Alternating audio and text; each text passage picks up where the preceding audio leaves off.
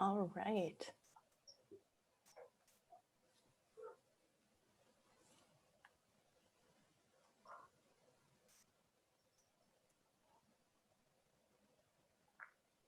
All right, so Hong and Tan, should I go ahead and start right away, or did you have any preliminary announcements as moderators?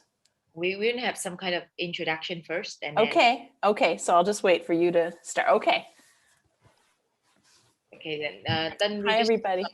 at 8:15, or you want to wait for some more minutes? Yeah.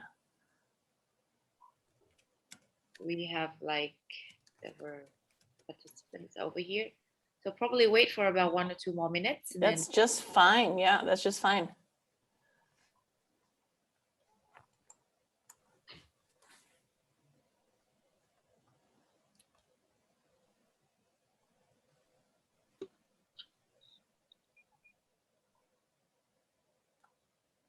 Okay.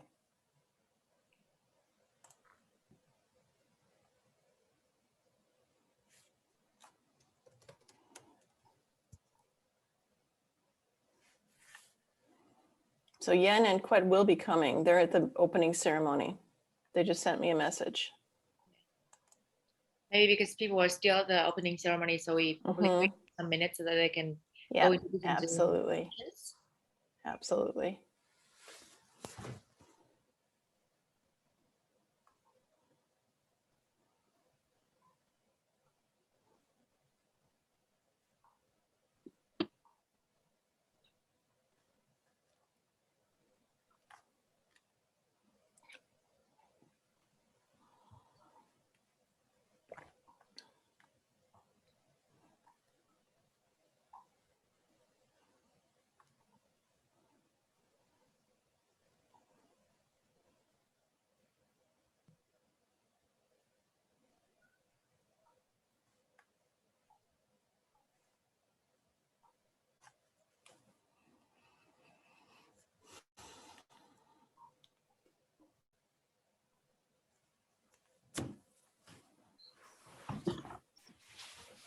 Betsy, can you see the poll functions on the toolbar or something? I know it, but I just, when it's not my own account and I can't set them up ahead of time, it's just easier to use the chat and have people just respond in the chat, I find. Okay. So. Yeah.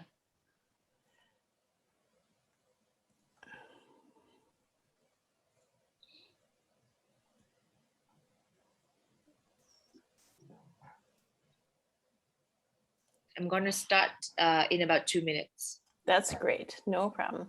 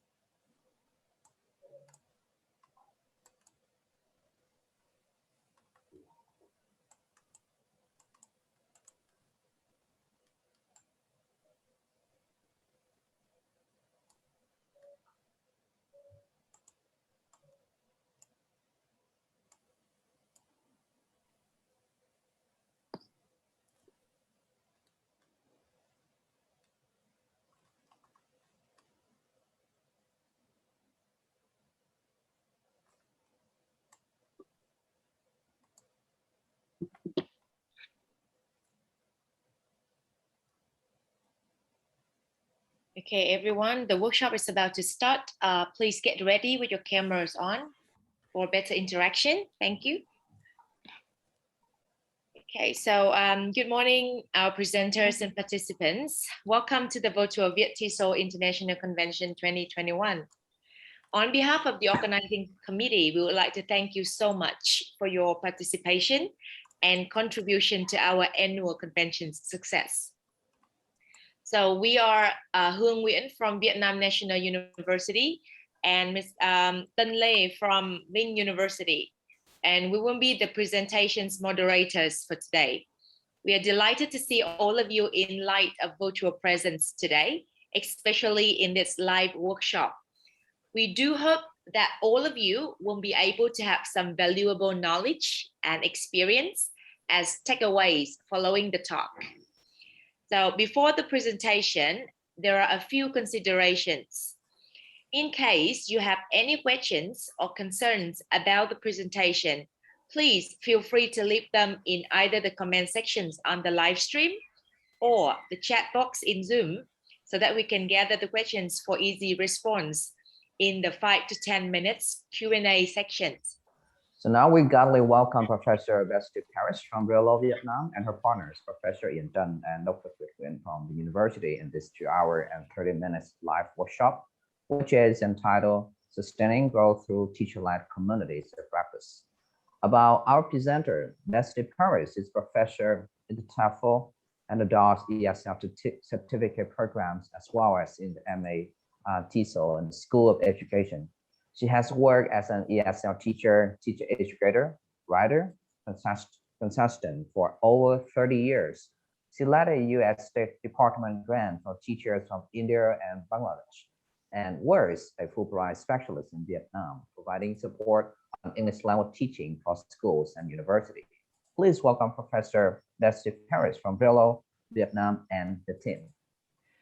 Thank you so much, Tan and Hong. I'm so happy to be here. And hello, everybody. Welcome to the session. Hello, and hello, Yen is here as well, one of the presenters. I'll just say a few words, and I'm going to ask Yen Tran and if Dr. Yen Tran and if Dr. Quyet Nguyen is here. I'm not sure if he's in the room yet, but they are presenting, they're here with me as participants in the project that I'm very excited to share with you today.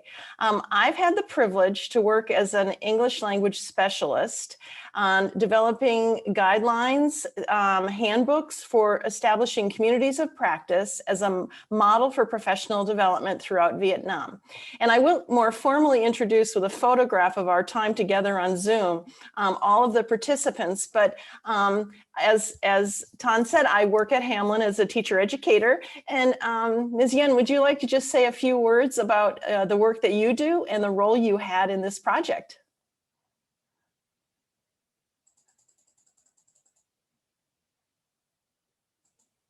You're still muted. Probably need to make her a co-host. Ah, okay, I see. Okay, can you do that? There you go. Well, good morning, Thank you. everybody. Good morning, Betsy. Good morning, everybody. I am so sorry that I show up so late. We were No. attending the opening ceremony. Absolutely, we knew that. Yes. So I'm very proud and I feel very privileged to have been working with Betsy on the project. So we worked on building communities of practice for teachers around Vietnam. My name is Nguyen Nga. I am a lecturer at Vinh University, and I have been teaching English for almost 20 years. It's my honor to be here today with you, and hopefully we will have a meaningful and useful workshop. Thank you. Thank you. Thank you so much, Yen. And I don't think that Dr. Quyet Nguyen is here yet, so I'll go ahead. And so you might be wondering where Hamline is. Well, I'm coming to you from St. Paul, Minnesota, and it's in the north of the United States, next to Canada. So I want to hear who's here. If you could take a moment, please, in the chat, tell us what you teach and where you work. Who are you? Who's here today? Also, please tell us what level you teach. Do you teach primary, secondary, adult? Are you a teacher educator?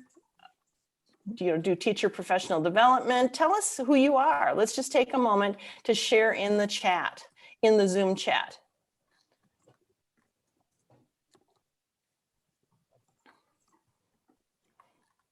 Welcome to Trong High School.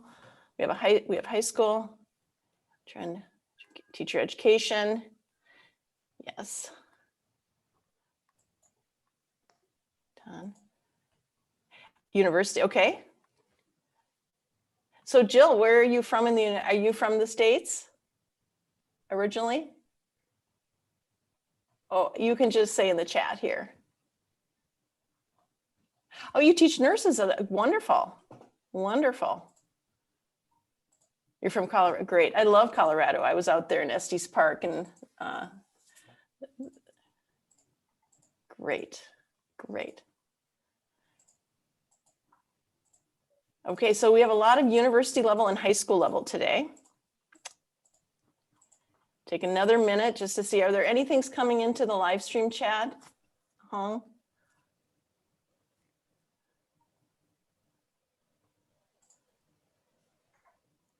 No. Not yet. Not yet. Okay. Well, so far, it seems like mostly those of you here today are teaching at the university level. I think we had one secondary. Great. Well, you're going to have a chance to get to know each other in just a moment as you work in breakout rooms. So let me just tell you a little bit about our plan for today. You're going to be learning about this COP, Community of Practice project that we worked on over the past year and a half.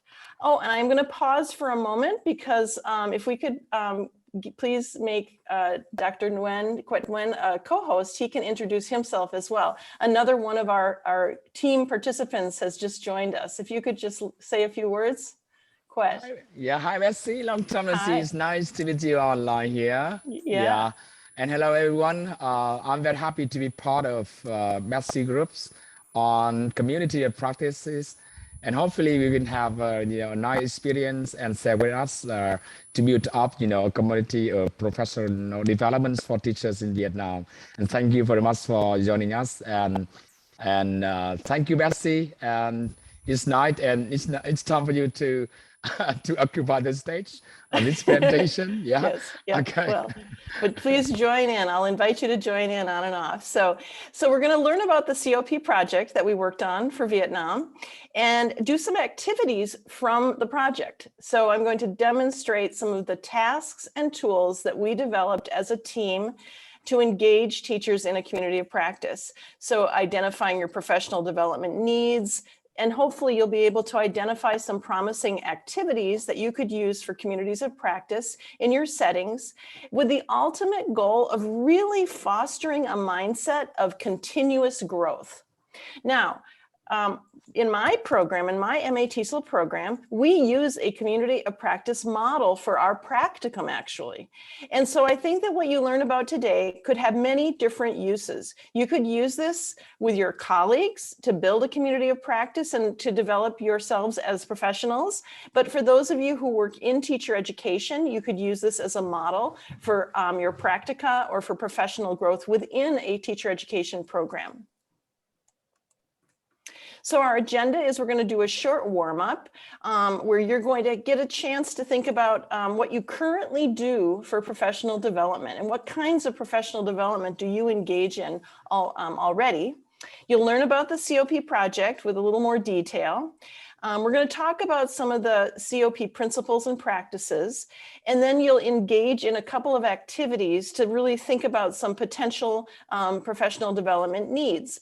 Really, it's a question of sampling the tools that we've developed for teachers and having you interact with them authentically and think about it within your own practice.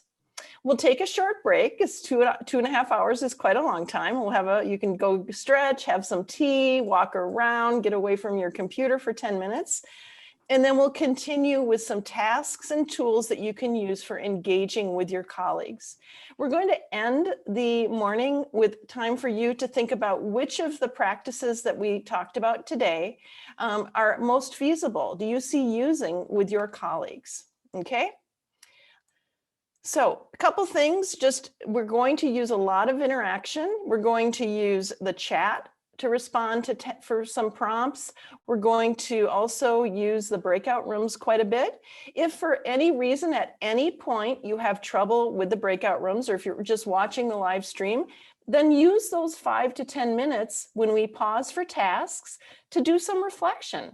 Take some notes and be ready to participate in the chat in the live stream or on Zoom afterwards. Okay. So a little bit about our project.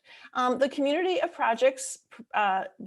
Practices project was sponsored through the U.S. Department of State English Language Programs. It was in collaboration with the National Foreign Languages Project. I had the chance to work with this wonderful team of expert leaders, teacher educators, and language teachers in Vietnam.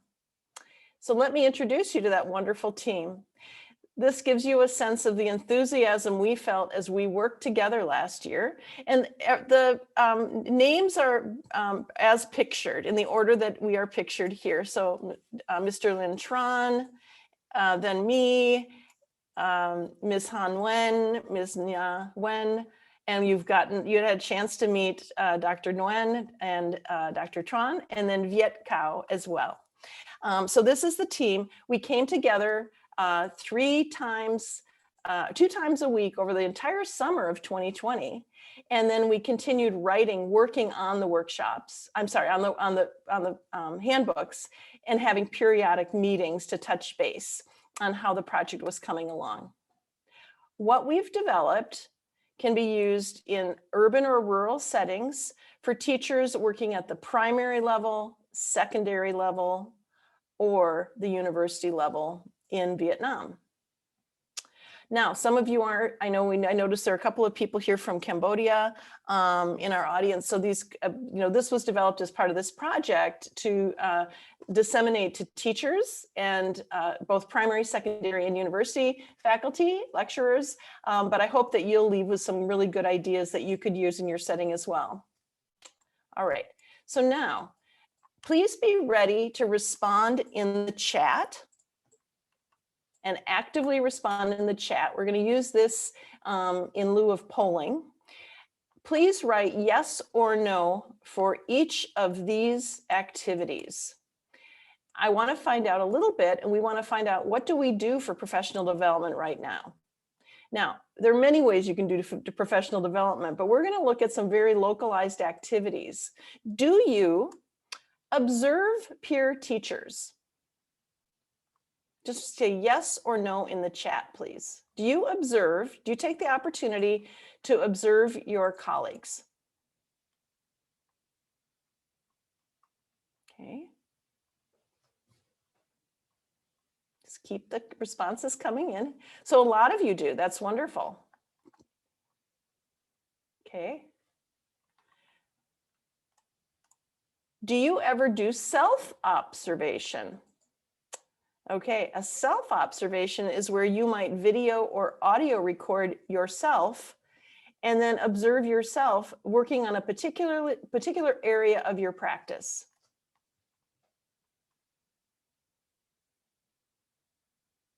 Anybody else? No? Okay. How about meet regularly with colleagues to explore your practices? Sometimes, okay. Great, great. All right. All right. So we're going to talk a lot today about the fact that, of course, I think we all get together with colleagues, we get together over lunch, we have tea, coffee, and that's wonderful, but sometimes it's not actually a community of practice. We're going to see that we want to have some kind of intentionality. We really want to do this with a purpose, with a focus. And we're going to learn today about some tools to use in order for that to happen. How about, do you do ongoing personal reflection? For example, do you do journaling about your practice? Do you take notes about your practice? Okay. Okay, sometimes. Okay. All right. And this one, I think you all have to say yes because you're at one right now. Do you attend webinars or events with a team? Well, actually, the second part, maybe not, but do you attend webinars or events with a team and with a focus? Yeah. Okay. Yes. Okay. All right. All right. Do you belong to a community of practice?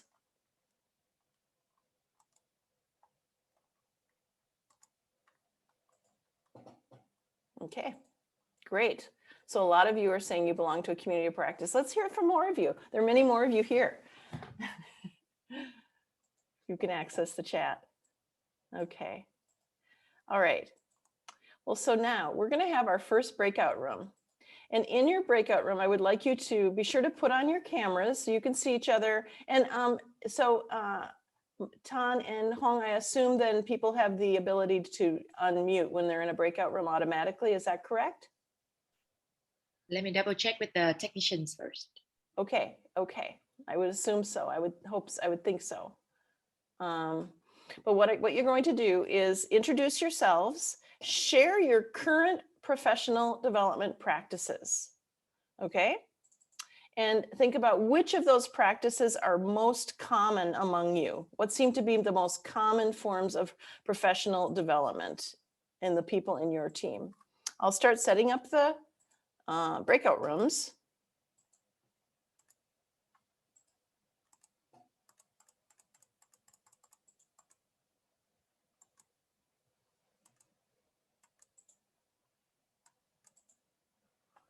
Okay.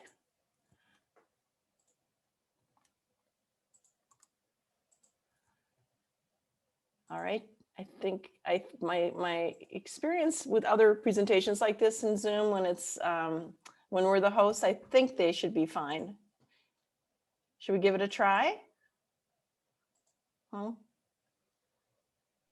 Yes, I think maybe Yeah. we just go. We for just give it a try. Yeah.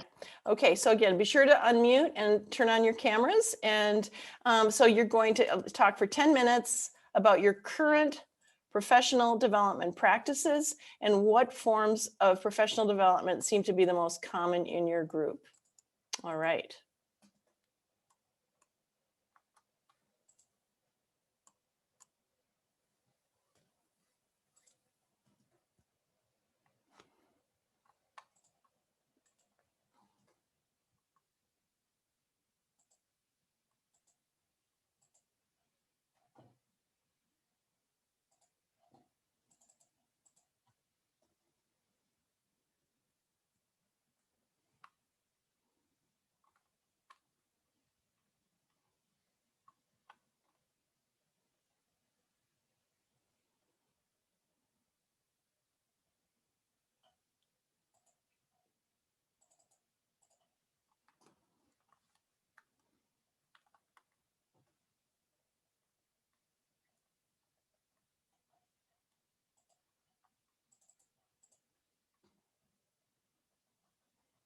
Hmm.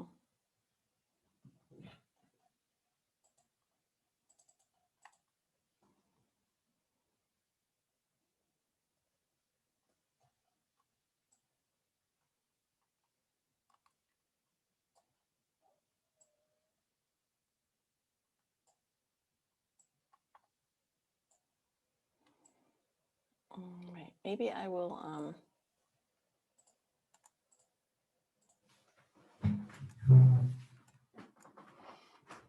All right. Well, I'm going to move a couple people that are by themselves.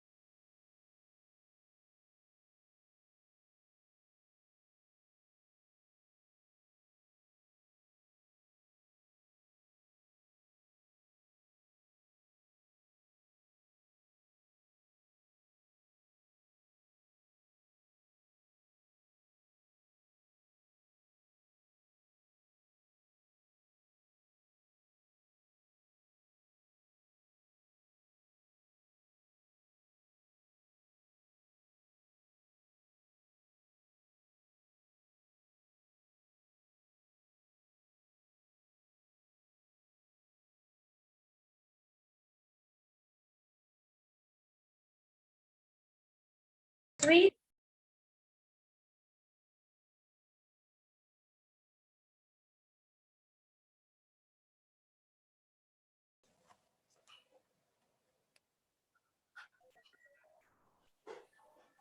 Betsy, I checked with Yeah. the participants. They can unmute themselves, so they. Yeah, they're good. Yeah, they're good. And I did check. I was going to move somebody, but then more people joined. Jill, she was by herself, but then 2 more people just Okay. joined. So, Okay. yeah, I was just going to put my timer on for about another 7 minutes, maybe. Okay. Yeah.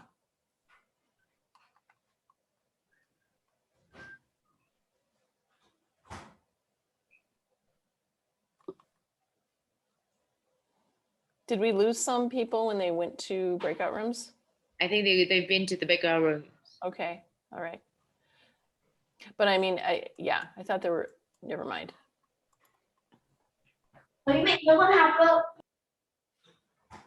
Oh, there are a few people not assigned to breakout rooms, perhaps. Let me go there. Yes, okay. I have to assign a couple people. Mm-hmm. I will just talk to. There we go. To Ling. There we go. On. All right.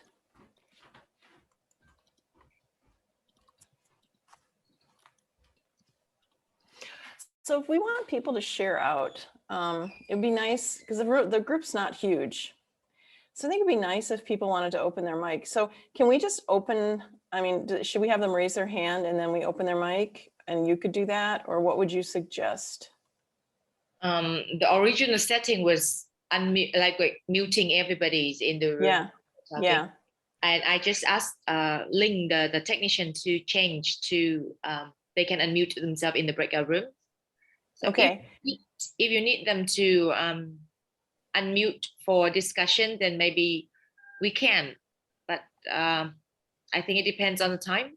Maybe. Yeah. I'm just gonna move somebody here. They have nobody else in their room. Okay. Um, I can join some room if. Yeah, I just moved one person. Good, they joined. Looks like every group has at least 3 people who are up. Oh, here's one with just 1 person. So do you want, let's see, in room 9? Room 9, okay. Yeah, do you want to join them and talk with them, or do you want me to move them to another group? What do you think? Room 9. Oh, and same in room 10. Here, why don't I move that person to room 9, and then they'll have each other. Yes. Okay.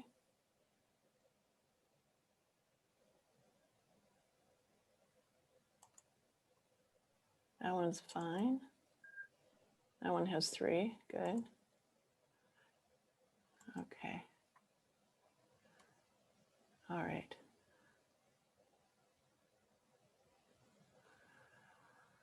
All right. Oh, poor Anna is still by herself.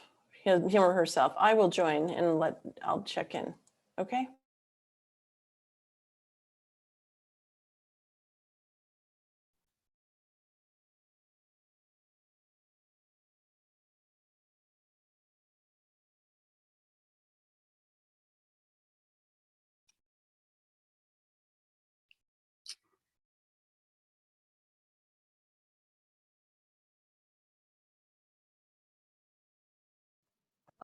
Try changing the color.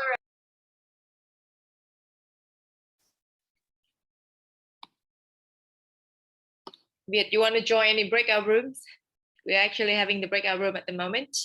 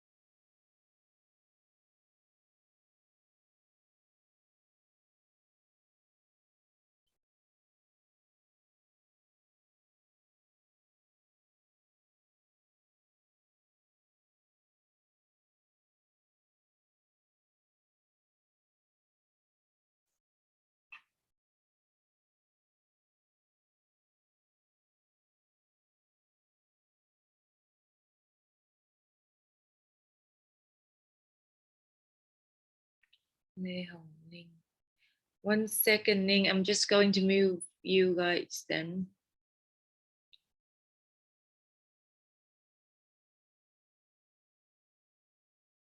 Room number 10, right?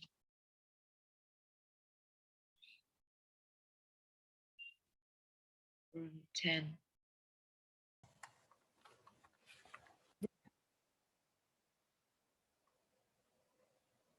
Okay, now we had somebody. Okay. I think I'll just, I won't send her to. Hello, Yeah. welcome, hi. We're doing a breakout room right now. So I think we'll just have you wait a moment. Okay, we're just wrapping up a breakout room. Hi, Viet. Hi. Hi, Betsy. Mhm. Good to see you. How are you? Yeah, I'm good. Yeah. Good. Actually, I'm in the another pre-workshop session with Crystal and Summer. Mhm. Yeah, So so okay. I have to present there. So, Yes, okay, but I understand, but I still thank, stay here. I will stay here in this room just in case you call me. oh, Okay. okay, but you're gonna go back to the other room? Is that correct? Or You know, you, I'm gonna use two laptops. So okay, yeah. okay. Well, can I have you, once people come back, I'm gonna ask you to just say hello to the group as one of the participants in the project. Would you like, could you do Okay. that? Yeah. Sure. Yeah, Sure. yeah, okay. All right, I think I will go ahead and close the rooms.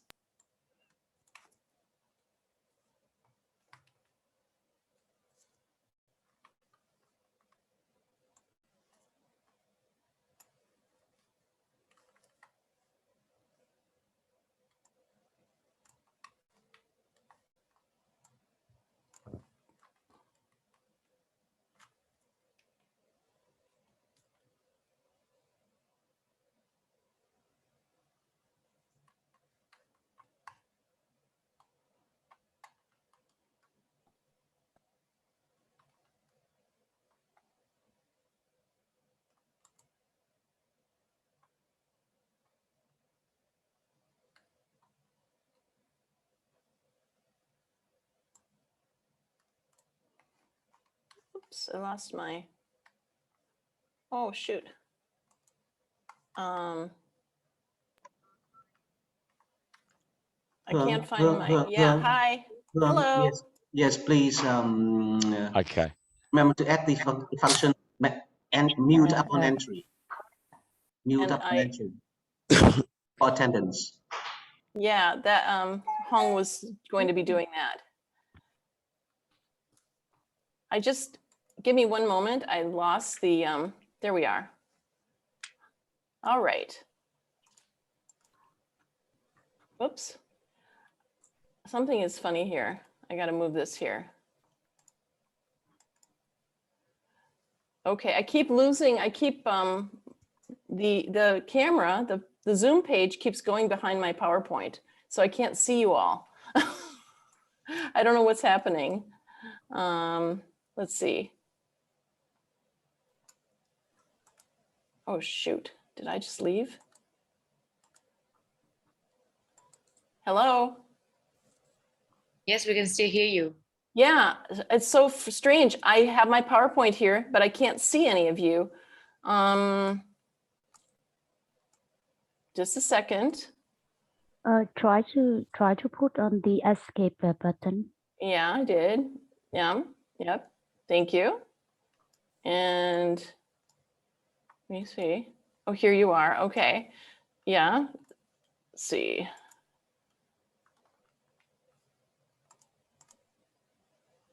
It's just every time I put my PowerPoint back on, I no longer see you all. Do you have a Or the- second screen by I any do. chance? I do have a second screen. I have my PowerPoint on the second screen. And it just happened since we did the breakout rooms. Interesting. I know. This is, Do you want me to right. share the screen for you or? Yeah. So let me, it's okay. We're gonna, so I will share my screen again in just a moment. In the meantime, I do want to give Viet a chance just to say hello. Another one of our participants has joined just now. So if we can make Viet a co-host, he should be able to unmute and say hello. Yeah, Yeah. hi everyone. Hi Betsy, hi everyone. Well, it's great to be part of the team, and I'm so happy to be here. Unfortunately, I have to join to a pre-workshop session, so I have to skip around. So thank you very much for to be a part of the team. I'm so proud of you, Betsy. We worked so hard together. Yes, we did. And We then did. yes, and then do you know that we are moving to the second stage of building the COP? The Yeah. COP practice, we are going to build an online course, yeah, related to community of practice as well, and hopefully we're gonna complete at the end of this year. That's So, yeah, thank you wonderful very much. news. Yes. Thank you, Viet. And yes, we'll share more with the whole audience about all of that as we wrap up today. So let's just try this one more time, see if it works. Okay, I think, there you are. I didn't lose you this time. Great. Okay, so let's just hear from a few of you in your breakout rooms. What seem to be some popular forms of professional development? What seem to be some common forms? You can either tell us in the chat, or people can unmute now. Is that correct, Hong? Or not? I double check with the technician, then when they're in the breakout room, they can. Yes, maybe not here. Okay. Okay, so go ahead and tell us. So training workshops, okay. What else? What others, when you talked in your groups, what seem to be some very popular forms of professional development? So going to conferences, right? And here we are, we're at a conference. What else? Classroom observation, great, great. What else? What were some other common forms of professional development in your teams? Great. Tell me, contest, that's cool. So what do you, like a competition, or like you share your, right? Or contest with the students, right? Good, good. And contest between teachers. Okay. And what do you do exactly? Teaching and see who has the most effective teaching methods, for example. Okay, okay, okay. That's fun. Well, that's going to be similar to something we'll talk about in a little bit here. Wonderful. Great. All right. So, which of these forms of professional development can happen at the workplace? Can all of them happen at the examples you gave, do they happen at the workplace or outside of the workplace?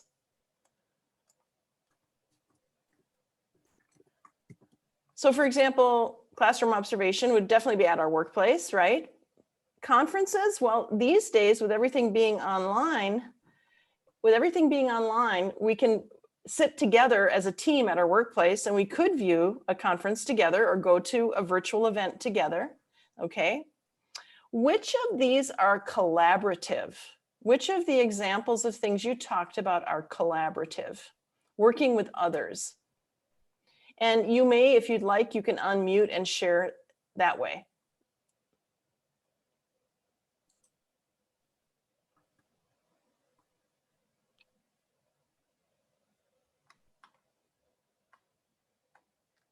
So as an example of a professional development that you engage in that's collaborative, that you do with others. I see examples here. What about training workshops? Are those collaborative? Can they be? Sometimes it depends Sometimes. on, it depends on the types of training workshop. Yeah. Well, I think it And we depends have on some collaboration with, for example, U.S. Embassy or Red Globe. Yeah, train, exactly. teachers. Yeah, good. All right, and then which ones are ongoing? In other words, today we're doing a workshop that meets one time, but which of these examples you have here which of them could be ongoing, more than just one time?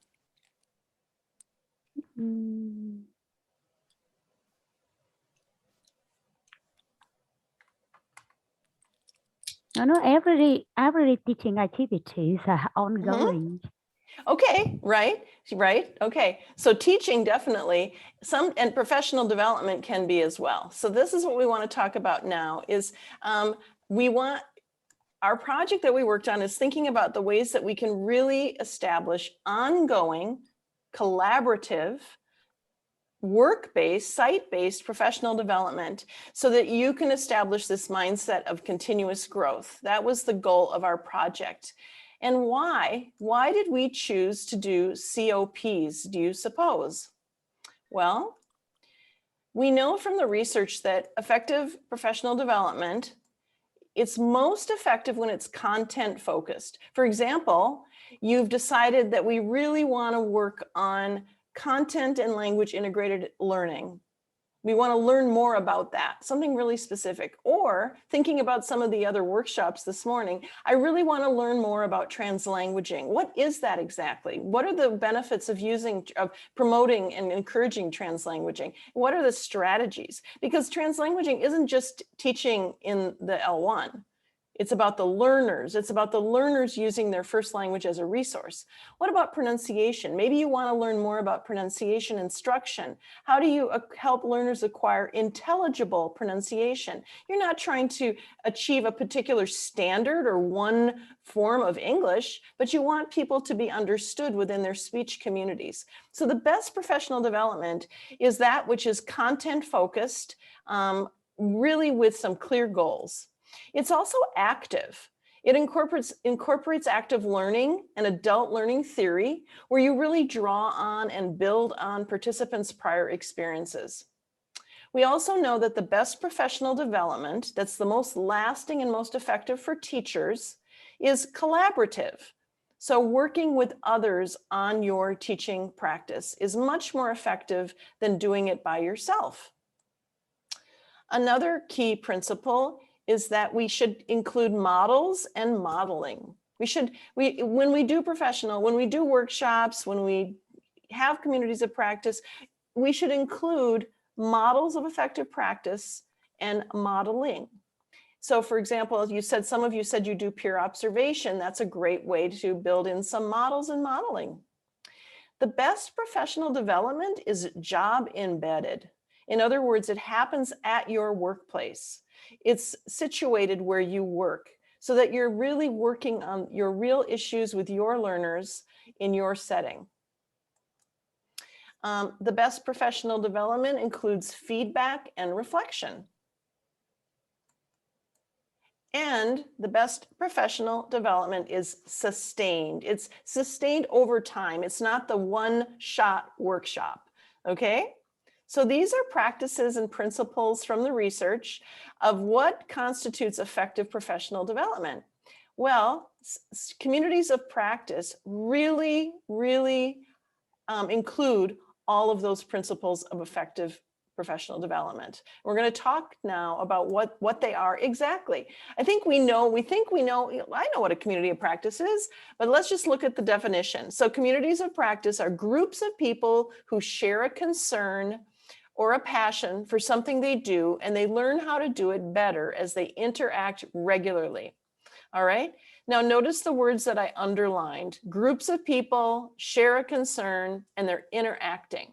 Those are the key components and principles of a true community of practice. Now, I think that, some things are COPs and some things aren't actually.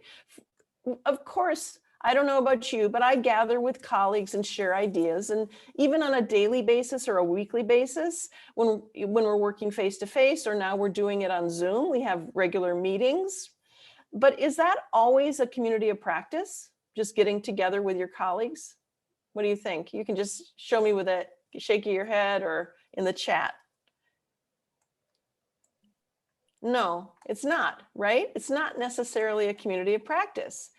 A community of practice really needs to have focus. There needs to be a clear focus where you're exploring a topic or an issue in depth together, okay? So you flourish in a community of practice as a teacher because you're in community with others, you're sharing a focus or sharing like a shared practice. You're all teachers together in the same setting, and you've come together because you want to work on something in particular. And you have a shared domain of knowledge. In other words, you have the same background, you have the same concerns, you're in the same setting. Okay.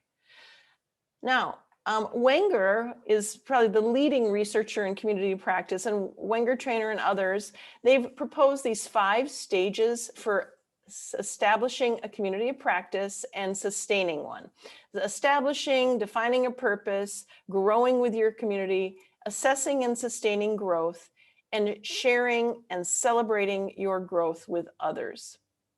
What I'd like to do today is really focus on these 2 components. We're going to think about how do you determine or define a purpose for working with other teachers on your practice? How do you work to improve your teaching, but ultimately to improve your students' learning? That's really what it's all about, is to focus on the learners and the learning that happens.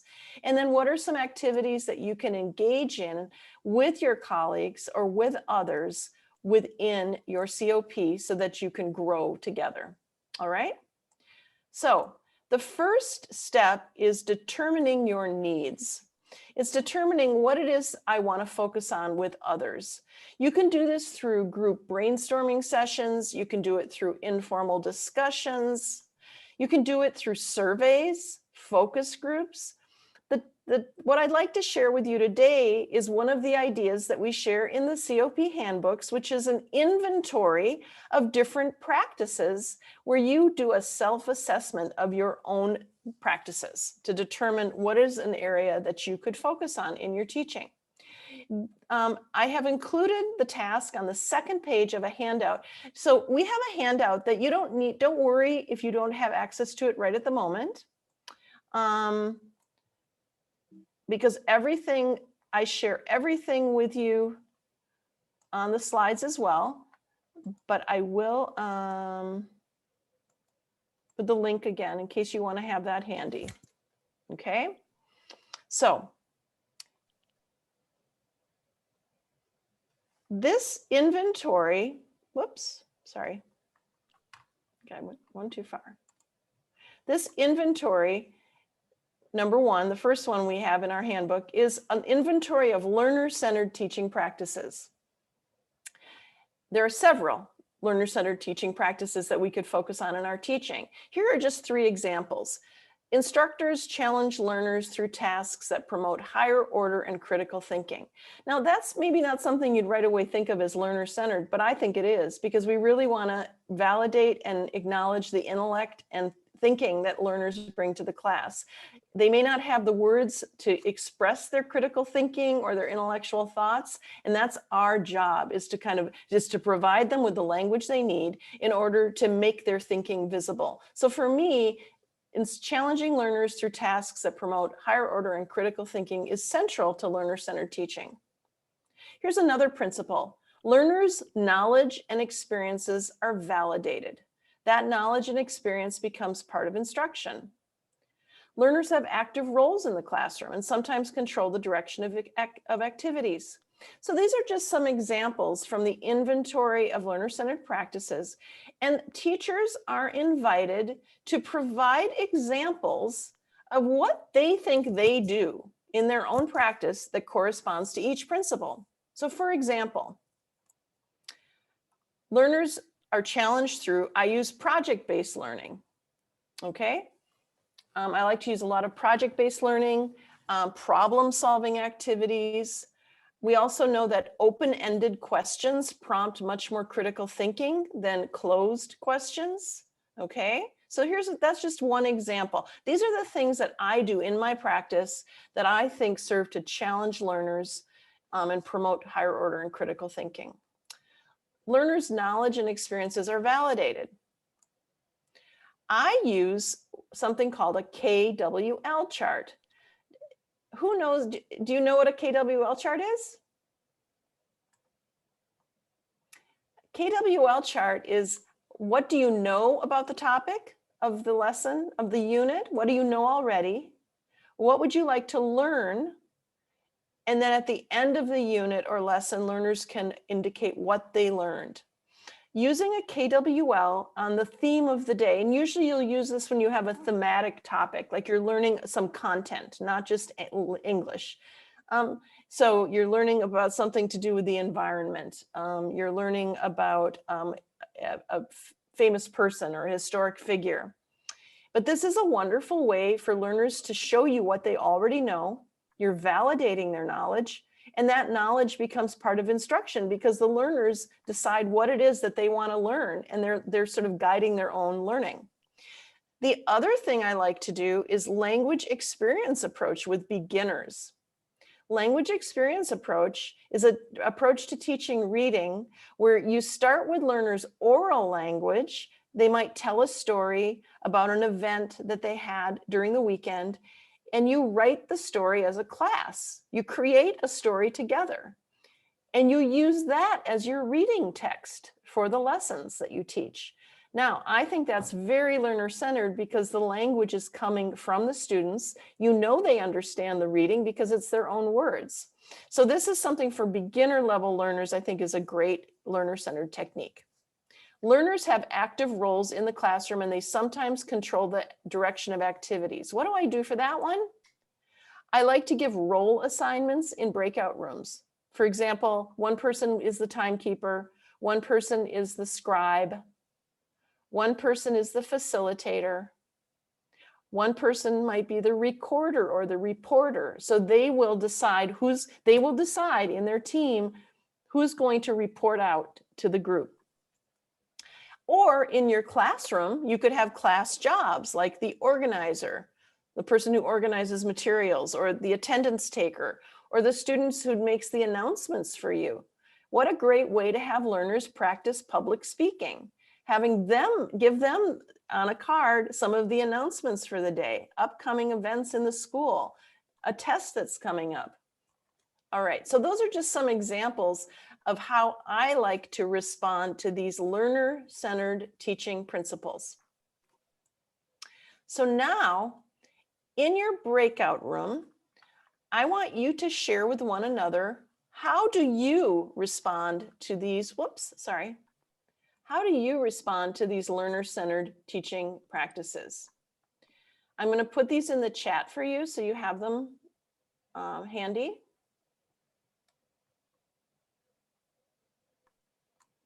What is something very specific that you do in your classroom that you think corresponds to these principles? Any questions before I put you in breakout rooms? Any questions? Great, I see Quyet is doing a great strategy. Yes, take a picture of the slide. So again, so what do you personally do? Okay, all right. So let's go into breakout rooms again. I'll recreate the array. All right.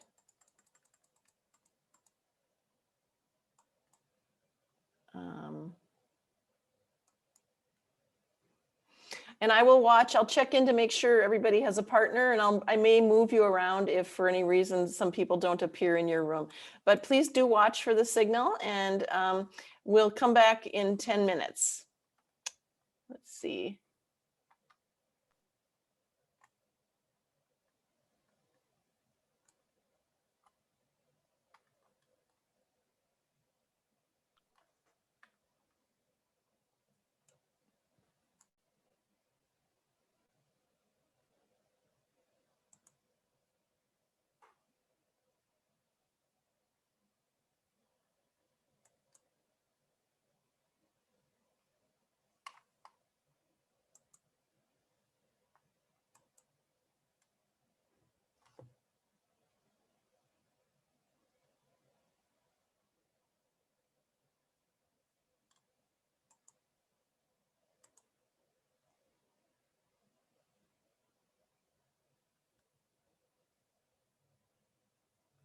Okay.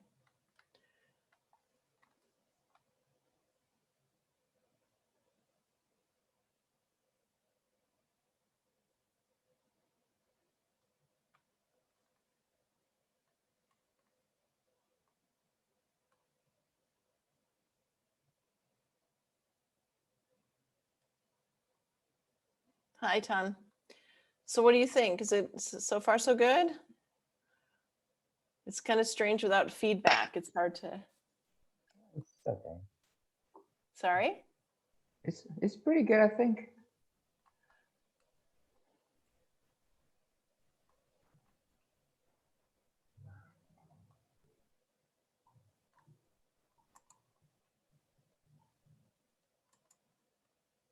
I'm just making sure everybody has a partner.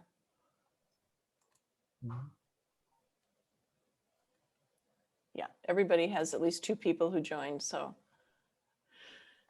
Okay. So I think I'm going to visit a couple rooms to see how it's going. All right. Okay. All right.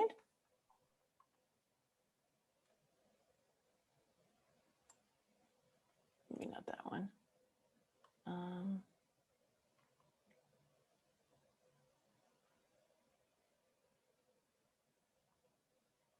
Home's in that one, so I'll leave Quet's there.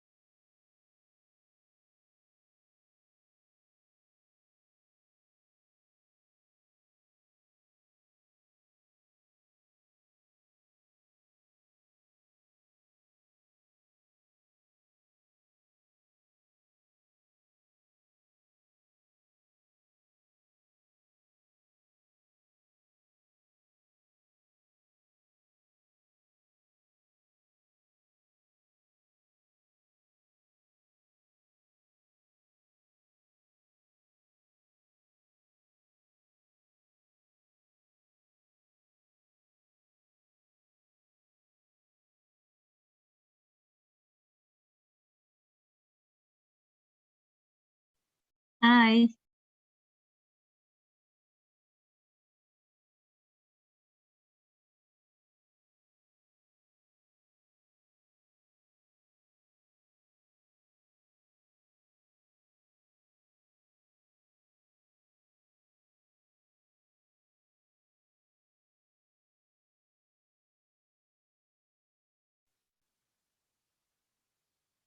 I cannot hear anyone. Hello, Sam. Hello. Hi. Hey, all participants were divided into breakout rooms already. Yeah. Yeah. So what are we going to do in this breakout room? They're going to discuss. They are discussing some question. Okay. The questions. This question, right? How do you currently apply this principle of That's learner right. centered? Yeah. Yeah, that's right. Teaching in your class. Give specific example. How do you currently apply this?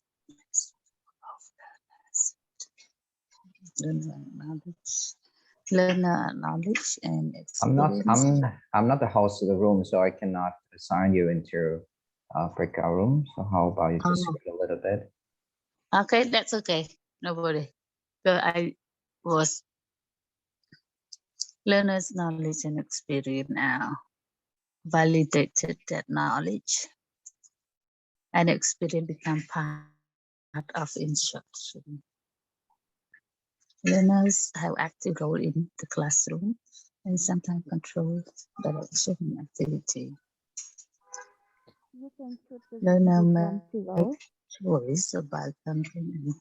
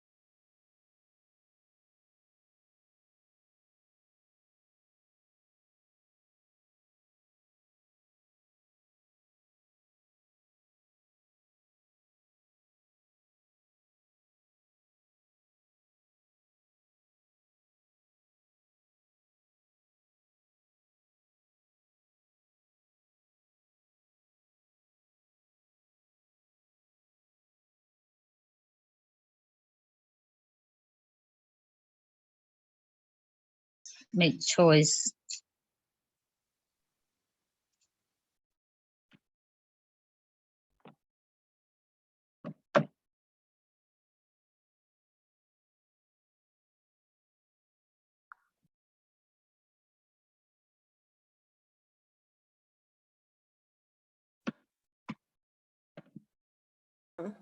All right, everybody. Yeah. I am having the same issue I had before. Let me just try resharing my, there we go. There we go. All right. So in your breakout rooms, what were some examples of how you are applying these principles in your settings? Let's hear one or two examples. And you can unmute to share. How about in your group, Ms. Yen? Was there an example of what you're currently doing in order to meet these learner-centered practices? I think Jill, the participant in my room, can share a very beautiful experience with ESP. She's teaching nurses. So Jill, do you want to talk about it?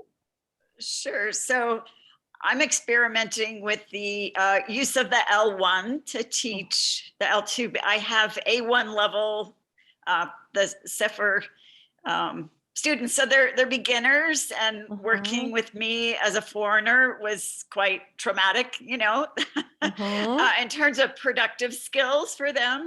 And so humbling myself and just, I'm learning Vietnamese. So it, you know, validating them like what they already know in English, and then allowing them to further explain to me in Vietnamese, then that interlanguage and just realizing that they have a lot to offer. I think then they're willing to go out on a limb and try things in the L2. Absolutely. Absolutely. So that reminds me of my example of language experience approach. And it also connects to the one of the themes that I've seen a number of sessions on translanguaging. Have you noticed that here at the conference? Yeah. So you really, that's a great example of really using the L1 very purposefully to really have students showcase what it is they do understand and what they know. Thank you. Thank you so much for sharing that. How about in your group, Quyet? Was there an example of what people are doing to apply one of these principles in their teaching?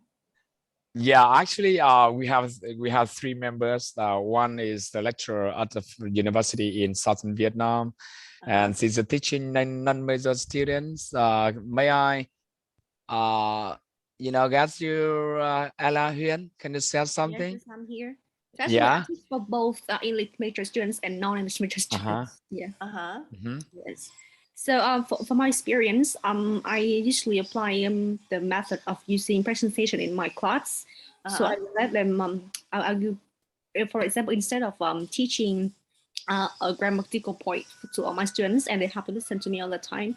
So I let them present, I divide into groups and let them turn to present. And after that, they have to ask the questions to each other. And the group the group that presents, they have to answer the questions and explain why the answer is that. And so I want to maximize the interaction among team members and also a member in the classroom. So they will take advantage of controlling their learning environment and the atmosphere instead of listening to the teacher all the time. So I think it's really more active and useful. That's an excellent example, Ella. Thank you for sharing. And I think it corresponds to I think it corresponds to all three of the principles. Yes. Your example, I think it really addresses all three of the principles. As you have learners taking the lead in your classroom. That's wonderful. That's great. Thank you so much for sharing. So the idea here with this task is it really, oftentimes you'll see a checklist that will say, do you do this? And, a 1, 2, 3, 4, 5, like rate yourself. How well do you do this? But this task requires the teachers to really articulate what it is they're doing. And at the same time, it gives them an opportunity to share with one another the ideas that you just shared now. So it's a great way to determine an area for focus. Now, when people do this survey of learner-centered teaching practices, it will often reveal maybe one or two or three areas that they really hadn't been thinking as much about in their teaching. And then that can become the basis for some exploration in a community of practice. So for example, we can take, we can take one of the themes from the survey, which was the first one about critical thinking. And now the teachers working together in a team might say, well, we know critical thinking is so important. Students don't seem to expand on their thinking. They always reply in really short responses. Okay, so we think of that line of inquiry based on the survey that we just took on learner-centered teaching practices. And the teacher notices this is something that I need to be working on. Now we turn that issue into a key question. So what instructional strategies will prompt critical thinking? And now this can become a very focused area for exploration, a community of practice with a small group of colleagues. So instead of getting together over lunch, that's wonderful, but really thinking intentionally about something that you want to work on in your practice and coming to this conclusion as a team is a really rich way to expand your knowledge. Now, the next step is to make sure that the questions you ask represent a SMART goal.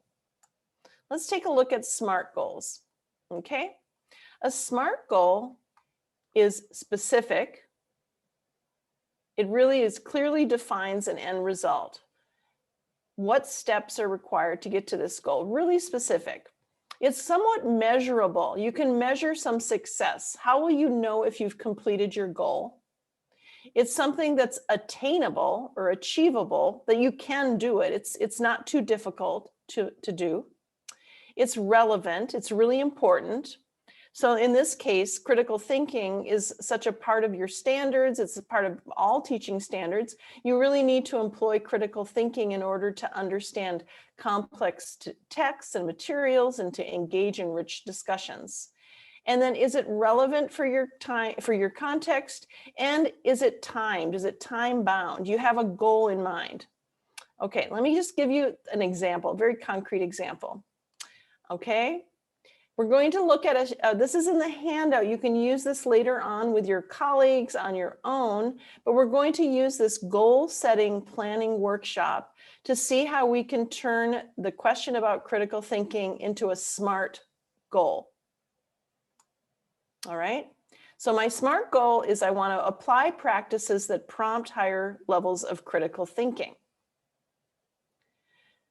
How will I know if I've met my goal? It's kind of tricky. Well, you can be tracking. Do learners reply with complete ideas instead of one-word responses? Do they expand on others' ideas? Do they support claims with evidence? So there are many ways that you can track that. What will make it attainable? Well, I'm going to practice using different questioning strategies. I'm going to try to use classroom activities that I think will prompt critical thinking. For example, I might use the jigsaw approach, where I assign different readings to different students or different parts of a reading to different students, and they have to present that to one another, kind of like your example, Ella. And then I'm going to give them language frames in order to make their thinking visible. By language frames, I'm actually going to teach them phrases like, as far as I'm concerned, that was a good idea. What do you think? Actually teaching them the language they need in order to sustain a conversation with their partners. Is it relevant to our context? Well, critical thinking is a part of our standards and it's essential for understanding complex texts. What about our goal? When will we reach this goal? Well, I think it would be reasonable to say over the course of one semester, we're going to apply these practices. We're going to measure the results by tracking learner outcomes, noting them. We could use checklists. We could take notes as we're observing students. We could look at their writing. We could see if the critical thinking is evident in their writing samples. Okay, and we're going to apply concrete strategies to do this. Okay, Excuse so me, now, Betsy, can yeah. interrupt a little bit because you're not Yeah. sharing the screen. I Oh, sent you some no. message. Oh my gosh, you know what? Something happened when I went. Oh gosh, I'm so sorry. I sent you the message, but it seems You like know you. what? Okay. It didn't, so it was again hidden behind something. I apologize. So sorry. You're so polite to, okay. Thank you for letting me know.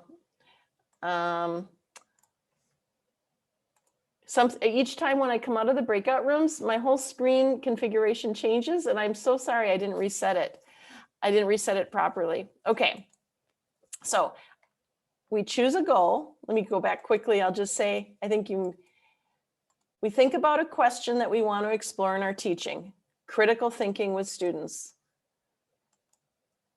What instructional strategies will prompt critical thinking? That's our key question. And we turn that into a SMART goal. A SMART goal. It's specific, measurable, achievable, relevant, and timed. I have a time frame when I'm going to complete this goal. So the purpose of this chart that's in the handout that you can use later on your own is a SMART goal planning worksheet. So you think about, what is your goal? How will I know it was successful? What will make it attainable, and so on. And so here's the example that I was sharing. And again, I so apologize. Okay, so here's my goal: apply practices that prompt higher levels of critical thinking. And then I track what happens when I do this. I actually track learner outcomes. I could look at samples of their writing. I could have, when they're doing a presentation, I can be tracking, how are they expanding on ideas? Are they supporting claims with evidence? But that's your job. That's part of the process, is that you have to determine what would success look like. That's the point. Okay, you can have a goal, that's great, but it's not a good SMART goal if you haven't determined how you're going to know if you've met that goal. What will make it attainable? Well, I better change my strategies. I'm going to use questioning strategies. I'm going to use the right kind of activities. I'm going to present the language frames that students need, the actual phrases that they're going to need to engage in conversation. And then make sure that it's relevant to our standards. It helps students understand more complex texts. And we'll use the semester, the fall semester, to practice, to really say, we're going to work on this topic of critical thinking with our students. Okay, are there any questions or comments? Questions or comments?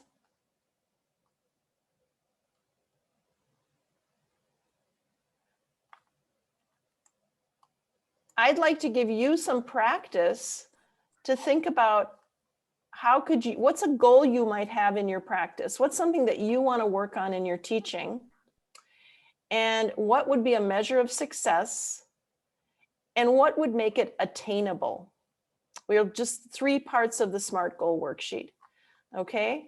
Now, I think I'm going to give you a few minutes. I'd like to give you about 3 minutes to think about a goal you have for your own teaching practice. Okay, so do that. And then we'll just do the breakout room for a few minutes and you'll share that. Okay, so just think, what is a specific goal that your learners, that you need to work on to help your learners to improve their English?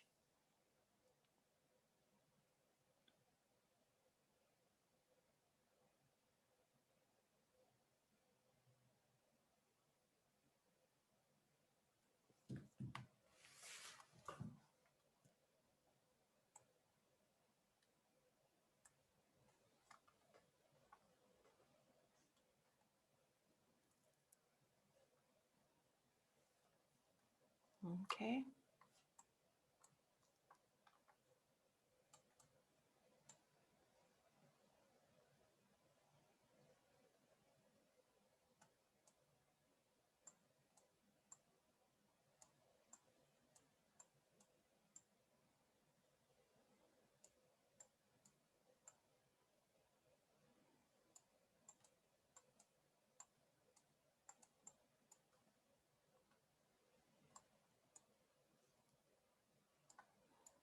Okay.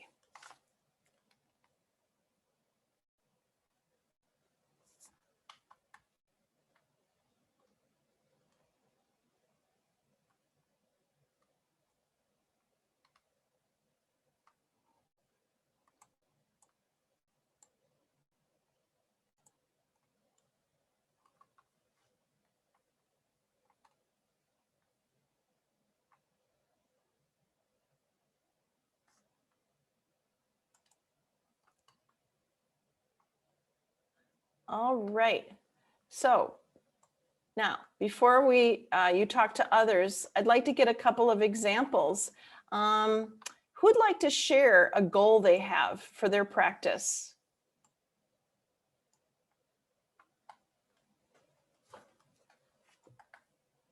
Hong, what about you? What's something that you would want to work on in your practice? Well, for my practice, because I mostly teach in university levels, and I teach, for example, EAP, my class of EAP for students. Yeah. And my specific goal is actually let them, because we have different kind of tests. We have progress test 1 with listening and progress test 2 with speaking.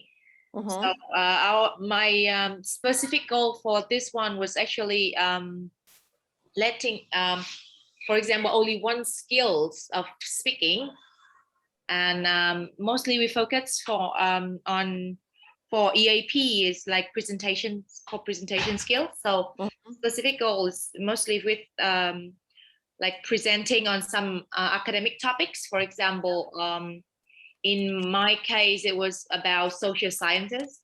And the measures of success I will use is with the presentations that they do in the class. They normally have presentations practice every classes. And we would have 1 progress test after they study for about 10 weeks. And we would have we would have like a rubric for marking the presentations. And we give them points for each criteria.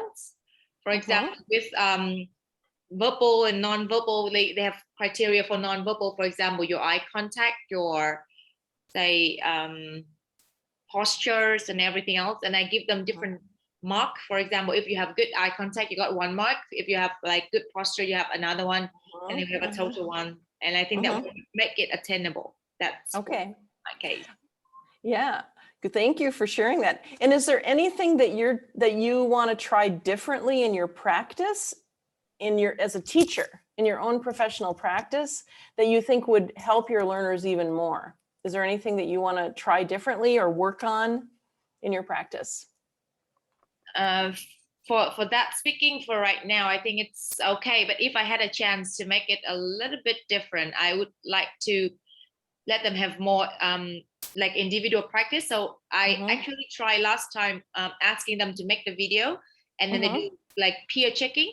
So they can make a presentations on their own, and then they can videotape it, and then they just give the videos to their classmates, and then the classmates can make a peer review before they hand it to me, and they can actually revise it after they get the comments from their friends.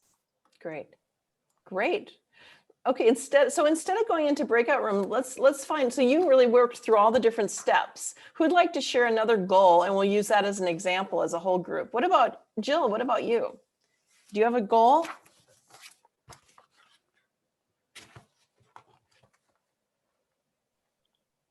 Sure. What I wrote down, I'd like to use Padlet with my beginners. Good. And as I mentioned before, their affective filter is like way up, it's much better. We're about to start another 8-week like chunk of time together. And so my goal would be to help in terms of writing, just remove the shame piece, in terms of error versus mistake and like performance and that whole thing. So my goal would be for them to write a paragraph, because they're beginners for the most part, but in the presence of their peers, and my goal would not only be to have them produce a paragraph, but somehow trying to think through how can I create an atmosphere where they really support each other and can give that kind of constructive feedback that would honor what they can do, affirming each other, but then also not be afraid to to be real. So it's a little vague, but yeah, Padlet writing one paragraph and the effective filter would go down. Yes. So that would be the goal. And I was just trying to think through how the next bit of it, how would I measure success and make it attainable? So I'm very open to ideas from my Vietnamese friends. You probably all struggled with this, the whole shame thing, and how do we honor each other and create that positive community for them? Because I love Padlet, but I feel like they're still quite hesitant. So what do you think? It's because it's sort of public, everybody's seeing their writing? Is that part of it, do you think? Yep. And they're a little too, it's challenging with the beginners. If they were intermediates, I'd probably break them into smaller breakout rooms, but with beginners, I have a helper. Sometimes I have two, but it's a little more problematic to give them enough support and scaffolding to achieve that. So that there's a balance there. Yeah. But I think you've got a good start. I think, you may want to kind of narrow, sort of figure out what I'm hearing is the main goal is you want to reduce the stress of trying to be perfect in the writing and kind of free them up. And so that maybe a tool like Padlet or maybe some other means of doing that, maybe in smaller groups, not the whole class reading what they write. So that's the kind of conversation we hope that these tools will prompt for you as you're thinking about whatever it is you want to work on in your teaching, being again, going back to what I started with, we want to be very intentional about determining an area for our practice and then setting really clear steps, really clear action steps to help that happen. Now, these are things that I've shown you, like you're thinking about individually, but you can work on these collaboratively in a community of practice, that you as a team determine as a team, well, what is our goal and how will we measure success? Okay, so that's really the first stage of the community of practice is really finding a focus. Now, there are many different ways to do that, and we do share many ways in the handbooks, but these are just a couple to start off with, using a survey of learner-centered practices and then turning that into some SMART goals. Okay. We also, for your benefit that you can use with your team, we have an action planning template like this, which says, these are the steps we're going to take. Okay, so this is something that's can be very collaborative that you look at together with your team of teachers. And here are very specific things we're going to do, getting very concrete. Just saying we're going to work on our practice isn't enough for a COP. You really have to have clear steps in mind. So for example, I'm going to script my questions in my lesson plans using more open-ended WH questions, or I'm going to provide language frames. It seems that the reading suggests, this is evidence of, or whoops, sorry. Sorry. And I'm going to create activities. So then resources, well, here I'm sharing, and I'll share the PowerPoint with you, some great resources for exploring this topic of critical thinking. Okay. Academic language frames from Jeff Zweers here, videos that we can observe. There's some videos that are free of charge that you can look at with your team and really dig deeply into this topic. Okay, so we're going to take a short break because it is a long session. If you want to take a stretch break, get some tea, get away from your screen for a few minutes. And when we come back, we're going to dig into more activities that you can use with teachers among yourselves to work on your practice. Okay? Hong, do you have any other announcements, or we'll just, I'm going to set my timer. We'll do 10 minutes. Yeah, I think, and you guys can probably have a quick chat maybe during the 10 minutes break. We still open the Zoom for everyone to just share any ideas during the talk that they cannot. Sure. Sure.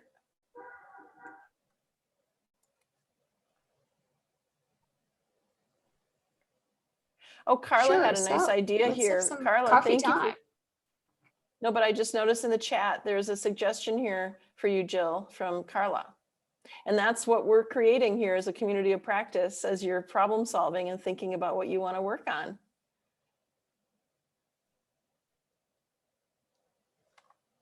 Carla, did you go for your break or are you still here?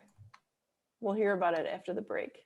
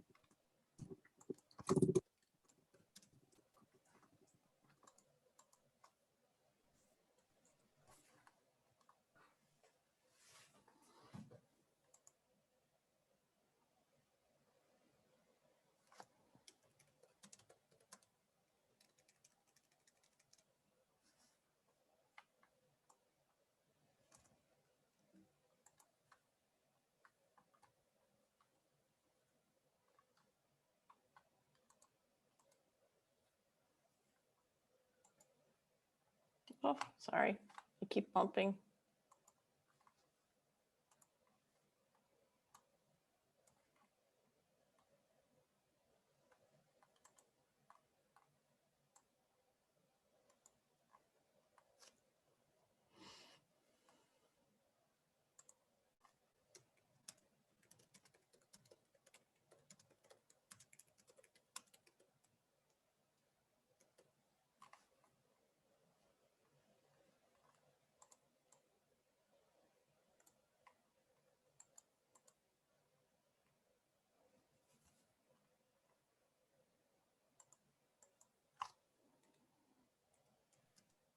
Betsy, I checked with the live stream, but they don't have any questions and comments about that. So mostly I think people are on Zoom already. Okay, okay. Keep you updated Okay. if there's any. Great, thank you. And so sorry about the glitch. Again, because my screen completely reconfigured, so then I didn't see the chat either. And I was wondering, now where is it all? And oh well. I actually sent you several times the message. I know, I see, now I see it. No, I see it here. My sides. Yeah, several people, not just you. Well, fortunately, it was only for 2 minutes, it sounds like. From 9:26 to 9:27. Yeah. It's funny because when I returned from the breakout room, things kind of look the same, but I've forgotten to hit the share screen button. From my view, I mean, on my 2 screens here on my monitor and my laptop, things look the same, and yeah.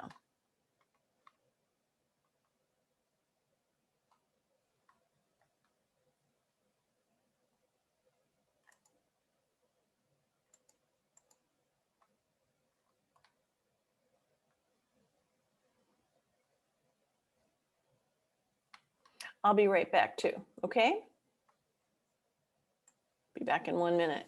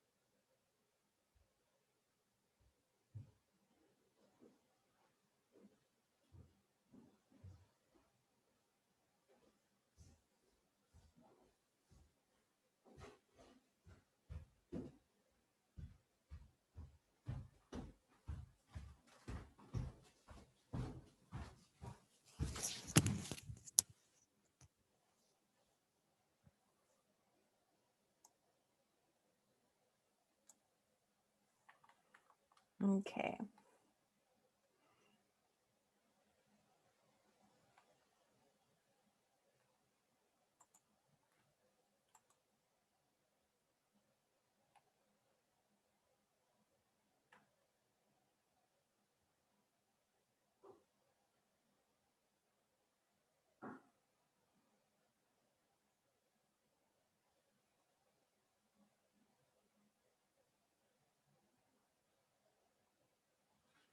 Okay.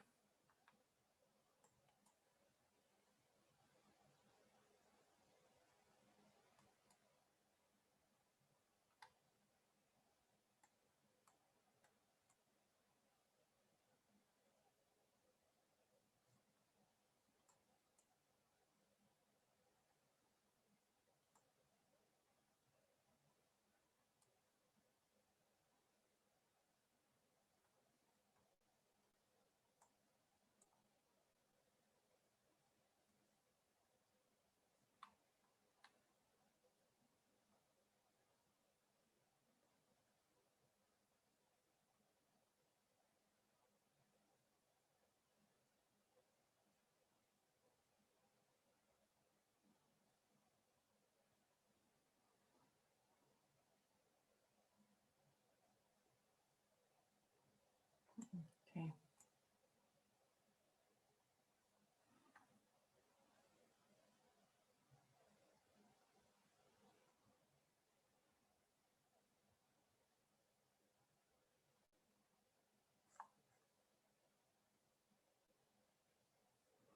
Okay.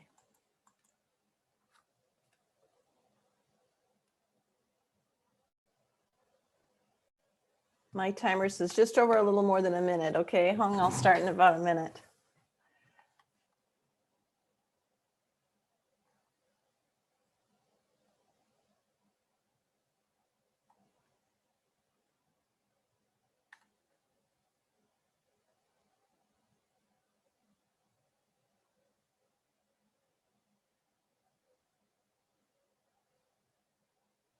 Okay.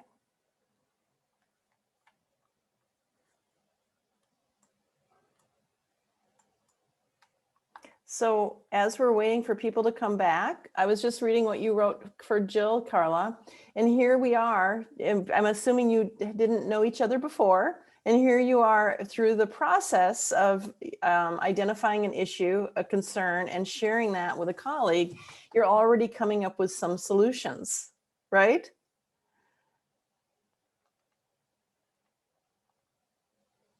That's great.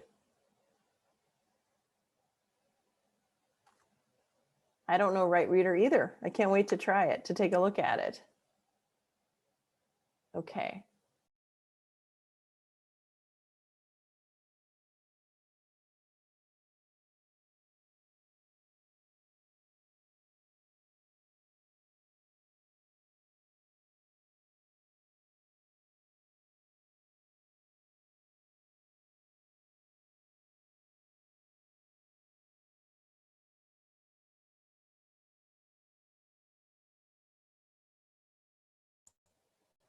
Now I was muted.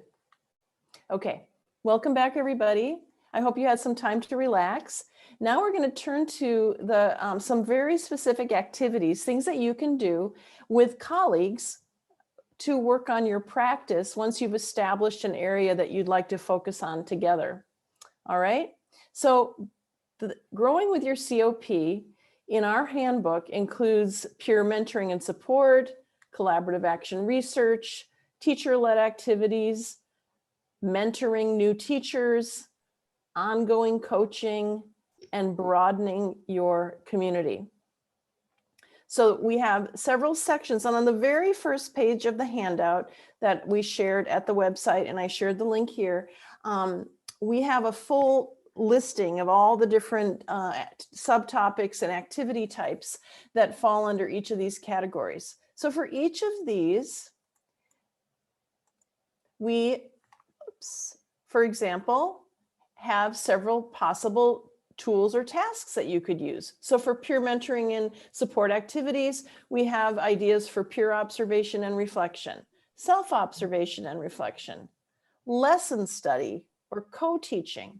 I bet the first two are familiar to you, but the third one might be less familiar. Lesson study is when you and a colleague who actually teach the same class, the same type of class, you co-construct, you co-write a lesson together, and you each take turns teaching it with your students while you observe your colleague.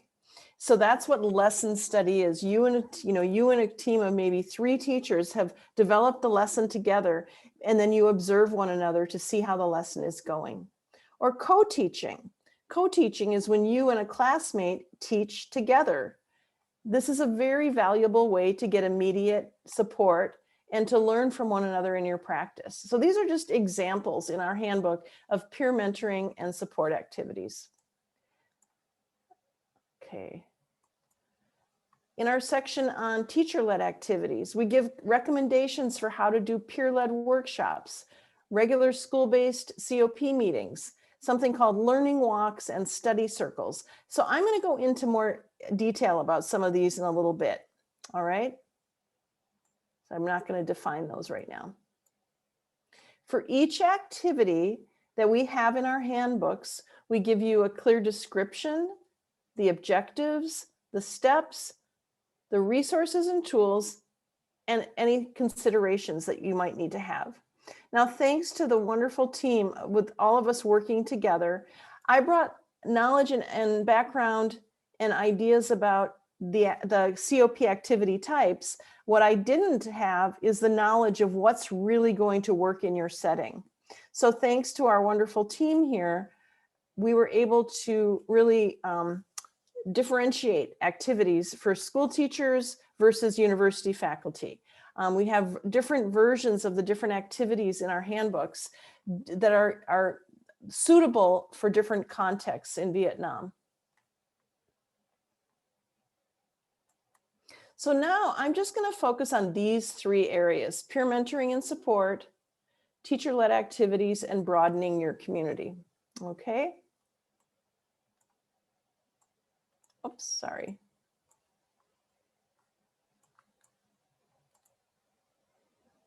Starting with peer mentoring and support.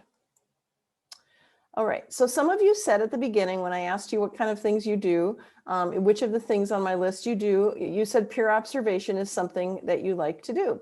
So I'm going to share with you some very specific and very easy ways you can do that, but so with that focus and with the intentionality that I mentioned before.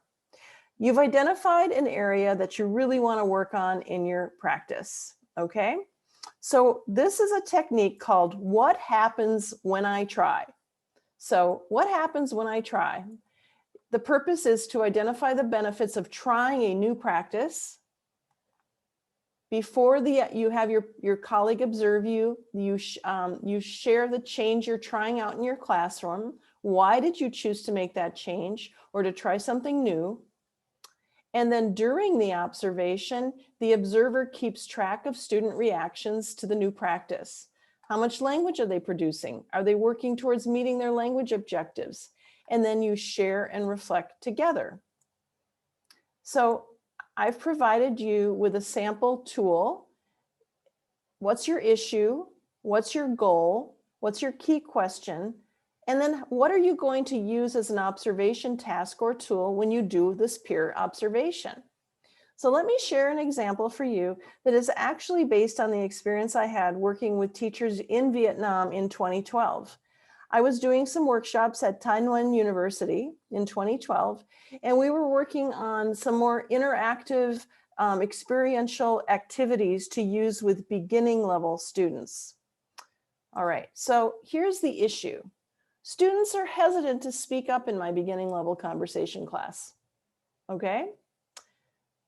So what's my goal? Well, students will participate more fully in the conversation practice I include in my lessons. When I try, what happens if when I try line dialogues instead of paired practice? I'll show you what line dialogues are in just a moment. That's what I'm going to try. My observer, my colleague, is there in order to observe what happens when I try this new technique. So the observer and the teacher can have a list of the student names and then listen in and note examples of the language students use.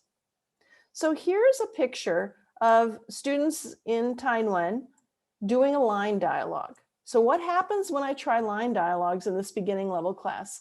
Well, first of all, what do you notice when you look at the students' faces in this class? You can either open your mic or just share in the chat. What do you notice about the student's expression? Anybody? Do they look bored? No. What do you think? No? What They're do you so know? excited. Yeah, They look excited. yeah. Yeah, they look excited. They're Yeah. all smiling, they're laughing, right? So instead of just doing the pair activity in the textbook where you turn and talk to a partner, the students get in 2 lines, they face each other, and they have about 2 to 3 minutes to have a conversation with the person that's right in front of them.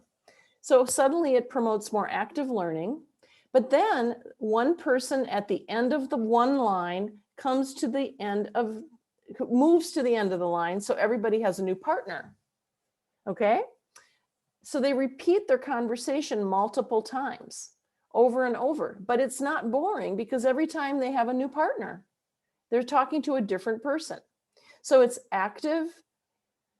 They get to get some rehearsal. They get to really practice the language, but it continues to be meaningful practice because they always have a different listener each time, okay?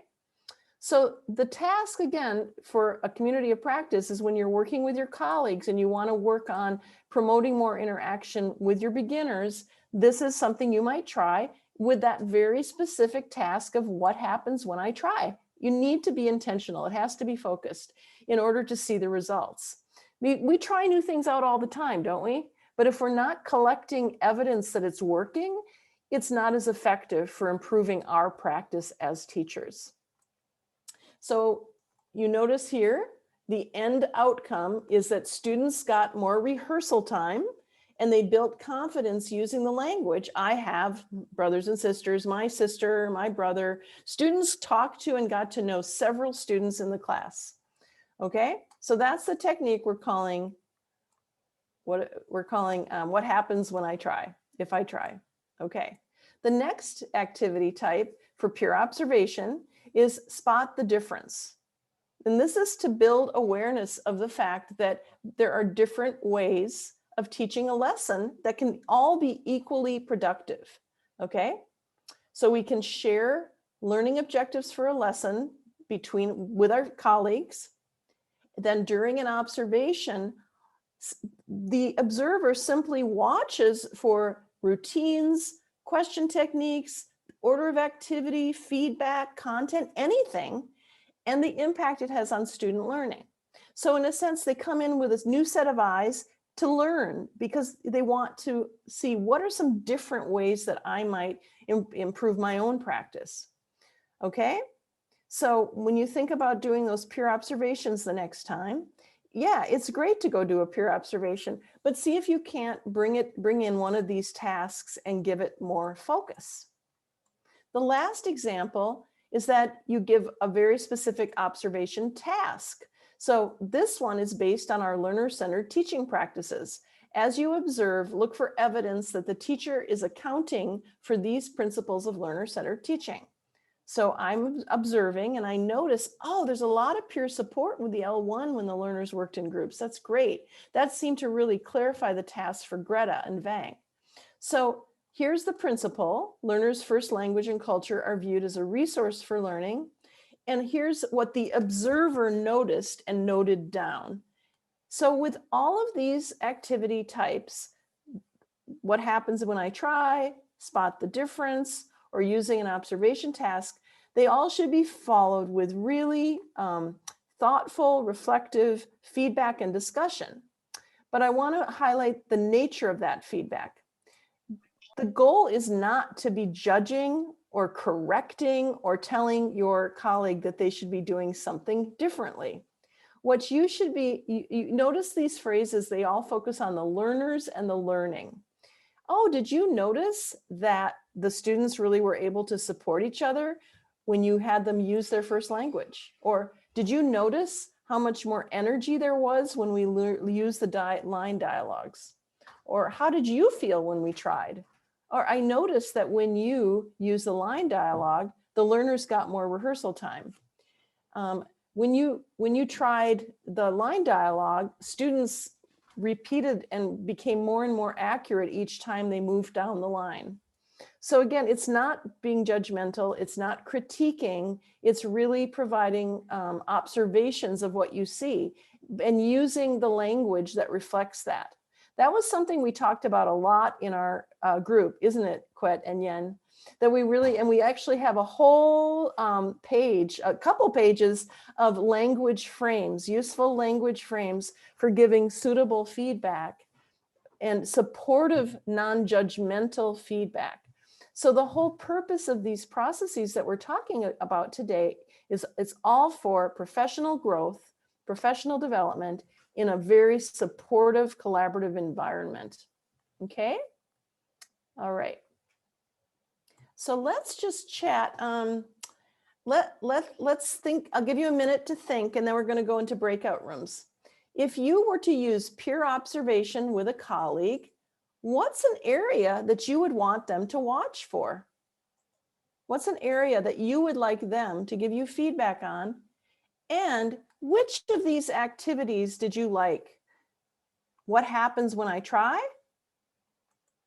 Remember, what happens when I try? Spot the difference. So you go into spot the difference to be open and ready to learn from your colleague. You're curious, you want to see some new ideas, get some new inspirations, or going in with a specific observation task. So in your breakout room, think about an area that you would like feedback from a colleague on, and which of those tools did you find the most appealing? All right. So we're going to do a shorter breakout room. I'll give you a moment to think about that, and then we'll just do 5 minutes. Any questions before or comments? Any questions or comments before we go into the breakout room? I guess no. No? Let's see, can you forward to the next slide just to make sure that participants know what they need to answer? Oh, wait, okay, let me, sorry, we go to this. I will put this in the chat.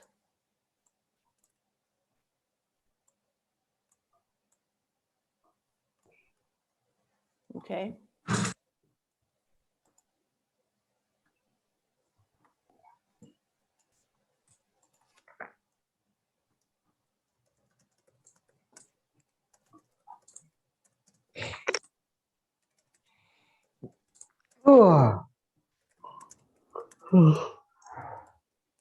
Okay.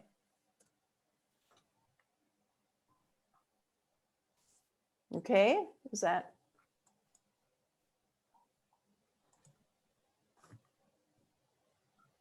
That's great. Perfect. Okay. I'm going to make the rooms a little bit bigger because it seems like some rooms only 1 or 2 people join. So I want to make sure there's enough people. I hope the rooms don't get too big, but I'll put about 5. Yeah, that's a good idea. I think I'll put 5 to 6 people in each room. Probably 8. Maybe more. Okay. Let's go for 8. Yeah. So, okay. Thank you. Whoops. Okay, there we go.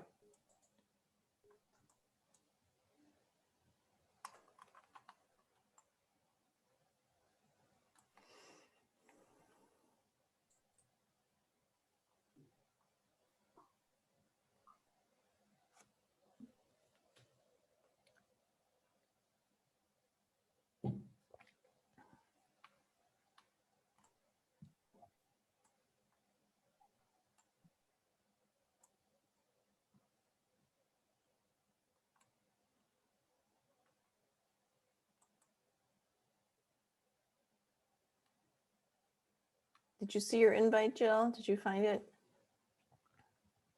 Oh, there you go.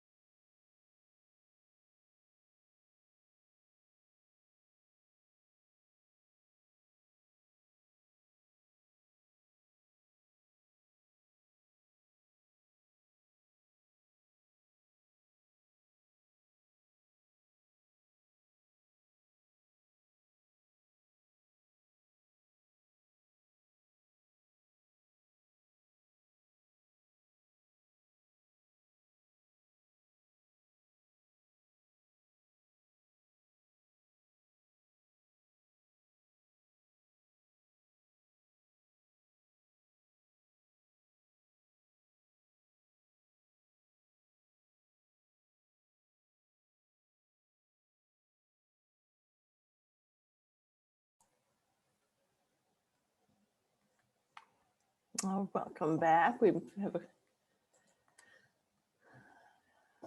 few more groups still coming back.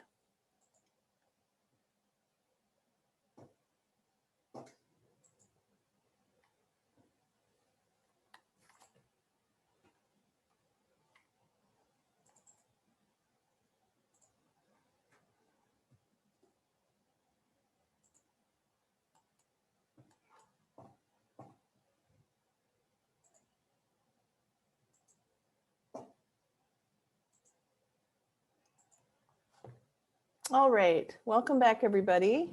So I noticed we only have about 15 minutes left. This went very quickly. So I'm not gonna take time to hear from you, but I hope that you found some good inspirations from your colleagues and that you identified a task that would work well for you. That's the idea here, is to really, think about your practice, think about what's going to work for you, and try to personalize this professional development. And that's the beauty of communities of practice. One of the techniques I listed at the beginning was audio or video recording your own lessons. This is really useful for certain types of questions that you might be posing. So yes, it's great to have someone come into your classroom, but there are actually some areas that really merit some self-reflection. So lack of student responses to my directions and checking questions is my issue. It seems like whenever I give directions or ask a question, students are silent. Does that ever happen to you? Right? Okay, so how do I give directions for my activities? What do I actually say? And what kind of, what do I say and what do I do? So you video or audio, you can actually audio record yourself, that's fine. And you track very concretely exactly what you said. You actually write word for word the directions and the checking questions that you gave. And then you track and write down, what did the learners say in response? I have been using this technique with pre-service teachers in my program, and it's very transformative. Teachers are not aware of how many extra words they use when they give directions. They don't realize how much indirect language they use when they ask questions. They ask things like, did you understand? Instead of having learners actually demonstrate their understanding. So doing this kind of self-reflection with, again, the same theme, a key issue, a key question, but now you are introspective and you think about yourself, what it is that I could be doing differently, okay? All right, now let's turn to a few ideas for teacher-led activities. And I want to just share a couple that might be a little less familiar. Swap shop, learning walks, and study circles. So there are many ways that you can lead your groups at your schools. As you can initiate or lead your teams with a variety of activity types, one of which is called swap shop. Swap shop is a great way to gather a lot of different ideas around a particular theme from several different teachers.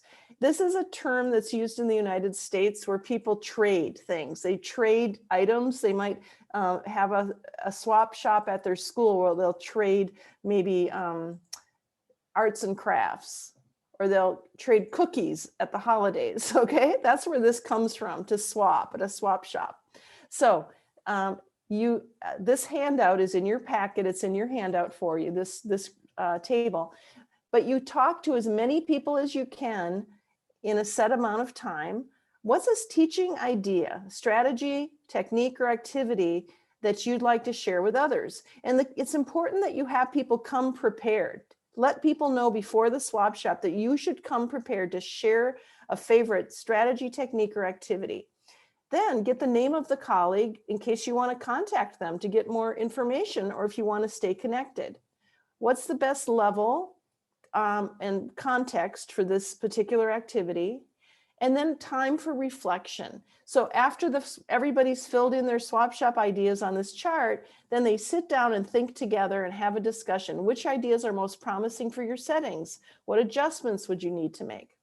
But this is a great tech activity to use just on a regular basis at staff meetings. It's a great activity to use after you've been to a conference. So maybe next week, teachers would say, we're going to do a swap shop about Viet TESOL. Everybody come with an idea that was new for them that they want to share with others. And this could be done in Zoom if you're still virtual, right? And then once you're face to face, you could be, mingling and milling around. This next activity, I love this one because it's so easy to do and it's a great way to get many people into a classroom, into each other's classrooms, I mean. It's called learning walks.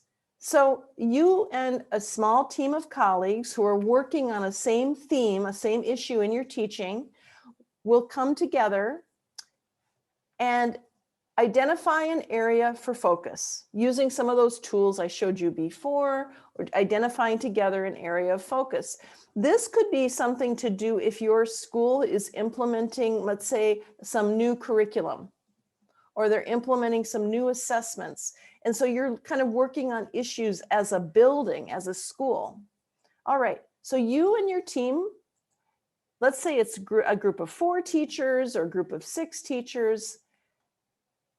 Half of you walk around and visit the other half's classes, and you just stay for about 10 or 12 minutes. It's very short. That's why it's called learning walks. It's not a long observation, but you're in the same school, you have the same issue. So suddenly you're getting all these new perspectives on how we might try things.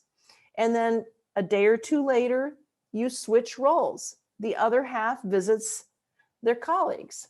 And then after everybody's had a chance to do the learning walks, the group comes together. Maybe it's at your weekly staff meeting. Maybe you get together on Zoom. This one would probably have to wait until we're face to face again, right? This one probably wouldn't work quite so well in Zoom classes. All right, so that's learning walks. And the next one is study circles.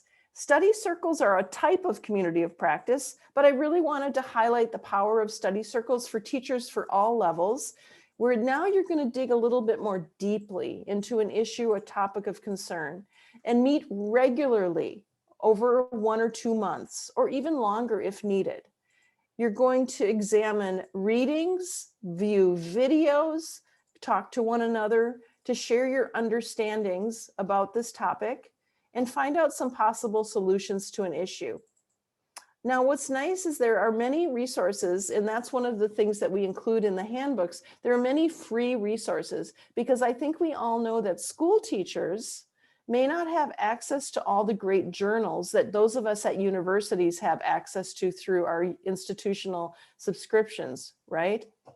So we are offering many ideas of these very rigorous, really high quality online resources like the ELT journal from Oxford, or the Forum from the State Department, or the Center for Applied Linguistics in Washington, DC. They have these really high quality, thoughtful, research-based articles. Cambridge University Press has a series of white papers. So these are wonderful vehicles for teachers to dig into a topic deeply. These tend to be shorter readings, somewhat more accessible readings, okay? There's also the Shaping the Way We Teach English video series that we include suggestions for. Finally, we want to remember that it's really key to always be reflecting on your practice, right? So keeping a journal, keeping a learning log, and really, I have some ideas for this on page 4 of your handout. But giving yourself prompts like, how successful were the learners at meeting my objectives today? Provide specific evidence of that. When did learning happen? Provide evidence. So really, again, focusing on the learner and focusing on the learning. Another thing that's my favorite, it's so easy. I keep Post-it notes, the little sticky notes, and I just make notes for myself on my lesson plans. Things that I really want to remember. This was a class where I had the students do a 1-question survey and collect data from one another. about their learning preferences. How do they practice English outside of the classroom? They had to go and interview students and collect data with tally marks and then make graphs. So I really wanted to notice and track how people were doing. And I noticed that 4 of the 5 groups created a graph accurately. This is awesome, presenting the data they collected about class preferences. So just something as simple as putting little notes on your lesson plans to really give yourself credit for what went really well. You might put a Post-it note on something that didn't work so well, and so that next time you can remember to make some adjustments. All right. Now, the last area to focus on is broadening your community. And there's so many ways that we can do that. You can, first of all, sort of develop a personal plan. Develop a personal professional development plan.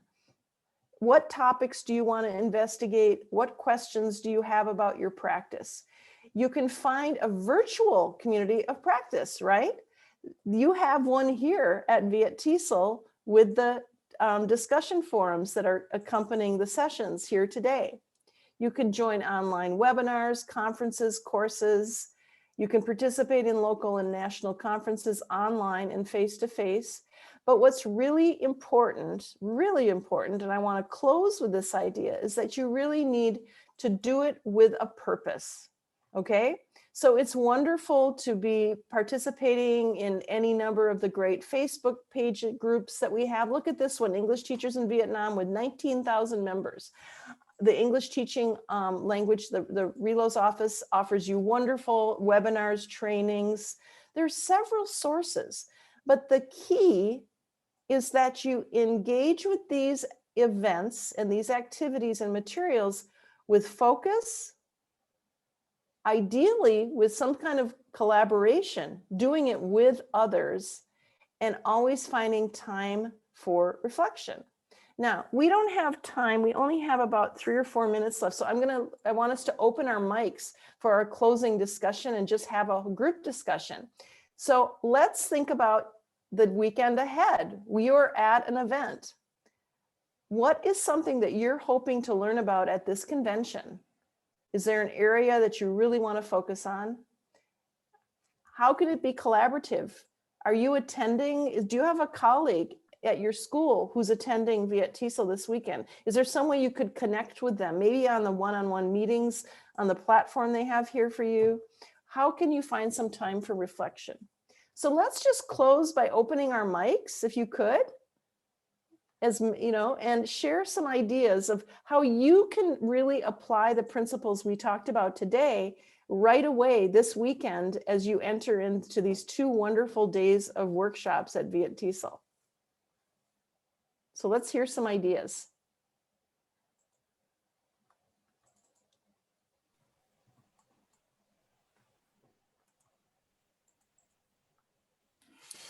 I'll start. I have, this is Carla Bailey. I work at Quyet Nguyen University. I have 250 students between my 6 classes. So I think 4 of my co-teachers will be here this weekend. And I think it'll help everyone if we all plan to reflect after the conference on what we learned, what we can do better, what they want to learn more of, because we really don't have time to do that during class time. Yes. So I think that this was very good. Just one more idea in my toolbox. Good. So That's thank wonderful.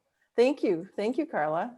Who else would like to share it? What's a goal you have for these 2 days at Viet TESOL? Something you really hope to delve into, learn about. It's because it sounds like you want to, how do we manage these big, large classes? You know, that can be an area for focus. Jill, I see your mic is off. Did you want to share? Sure. What are you hoping to learn? This is my first ever TESOL conference.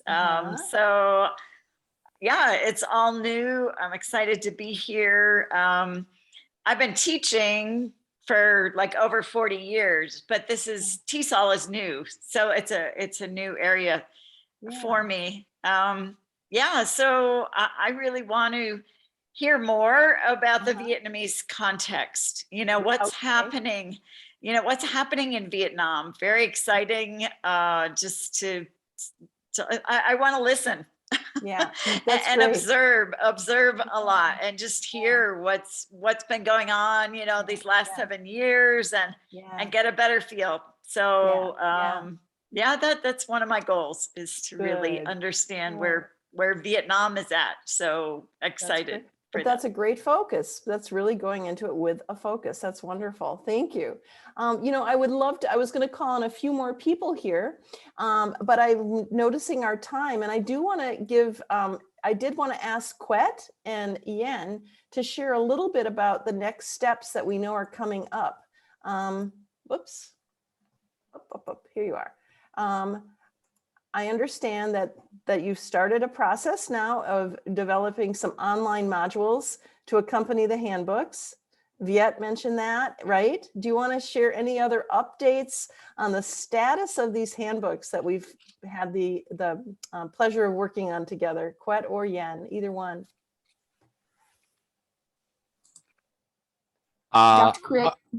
Yeah, okay. So Yến Sang, I can add something, but actually, first I would like to say that all the Vietnamese team members were very fortunate to work with Betsy Parrish because you have been so wonderful from the beginning to end, and actually without you we could not have made this project possible, to be honest.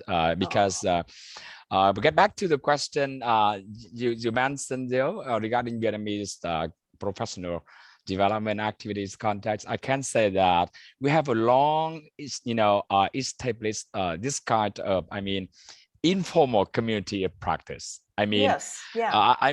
Just somehow like campaign, for example, on Teachers Day, a lot of teachers will organize actions into some new perspective in language teaching, and they observe each other and learn from each other. That's all. So there is no regular activities going on for sustainable development, and somehow they involves a lot of administrative tasks into their professional development activities.